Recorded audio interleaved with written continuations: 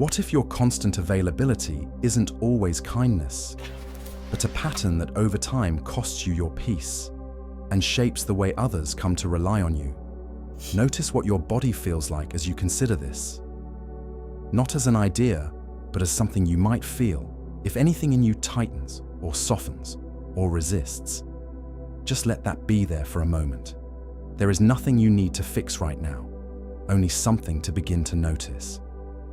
Because for many people, the habit of always being available doesn't come from abundance. It comes from something beneath the surface, maybe even learned and practiced over time. You might recognize it in the moments where you drop everything to respond, when someone needs you, or when you feel that subtle pull to answer immediately. Even when your body is asking for space, or when you say yes, not because you want to, but because not saying yes feels heavier. And over time, something begins to happen. Not all at once, but gradually.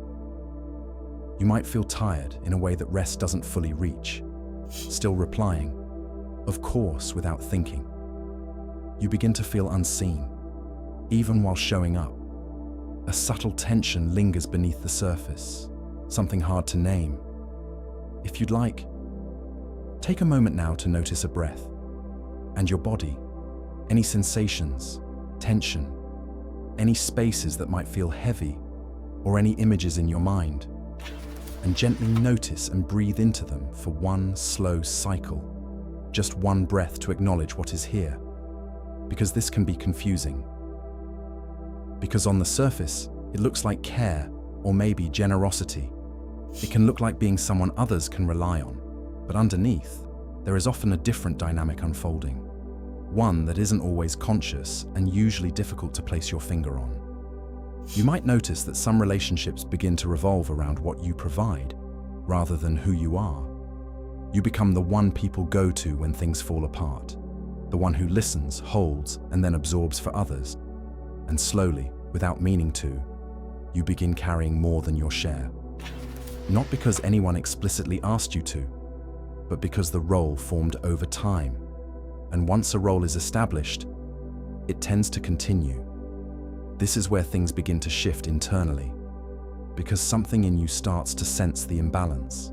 Even if you can't fully articulate it yet, there can be a faint feeling of being taken for granted, or a subtle question that arises, almost in passing. Would I still be valued if I stopped showing up like this? It's not always a comfortable question. So often it gets pushed aside, replaced with more giving, a tendency to remain open, even when you're tired, and more effort to maintain connection. But the question doesn't disappear. It waits. And this is where we can begin to look a little deeper. Not in a way that blames, but in a way that brings understanding. Because from a psychological perspective, this pattern isn't random. It has structure. It has roots. Carl Jung spoke about something called the persona, the version of ourselves we develop to meet expectations and maintain connection. Over time, this persona can become very refined, very convincing. So convincing that we begin to believe it is who we are. Reliable, supportive, always present. And while there is nothing inherently wrong with these qualities, they can become limiting when they are no longer chosen, when they become automatic, when they become the only way we know how to relate. Because behind the persona, there are often other parts of us that don't get expressed. The part that needs space, or the part that wants to say no, or maybe the part that feels overwhelmed. Take a brief pause here if you'd like to, and silently check in with these parts. Notice their presence without trying to change anything. Maybe a sensation, an image, a tone of voice. Just allow the part to exist alongside your awareness. Give it space. Jung would describe these disowned aspects as shadow parts. Not because they are bad, but because they remain outside of our awareness. And when something stays in the shadow, it doesn't disappear. It influences us indirectly. It can show up as a kind of tiredness that doesn't fully resolve, or as a quiet tension that lingers. Something you might notice in certain moments without fully naming, or simply as the sense that something isn't sitting quite right, even if everything appears to be in place. So what begins as kindness can slowly turn into something else. A pattern of self-abandonment that feels almost invisible because it is reinforced, appreciated, and it is often praised. And yet, it comes at a cost that is paid in energy, in attention, and in a gradual distancing from your own inner signals, from what you actually feel and from what you actually need.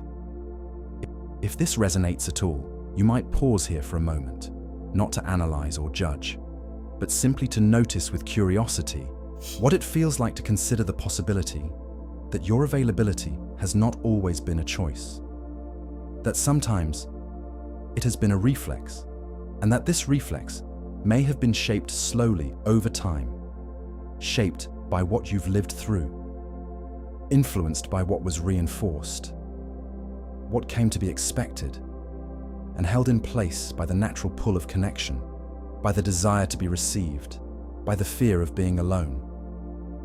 There is nothing wrong with that, but when connection comes at the expense of your own stability, sometimes things begin to break.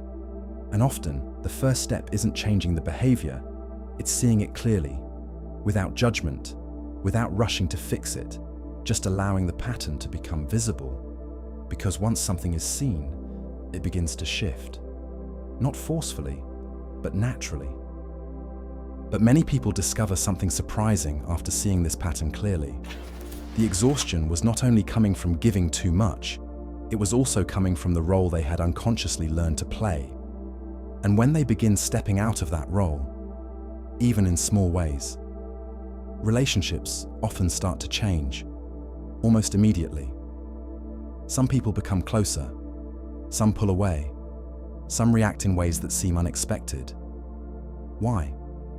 Because changing your availability often reveals dynamics that were invisible before. In the next video, we'll explore what happens when you begin choosing your presence consciously, and how those small choices can transform your relationships from the inside out. I'll see you there.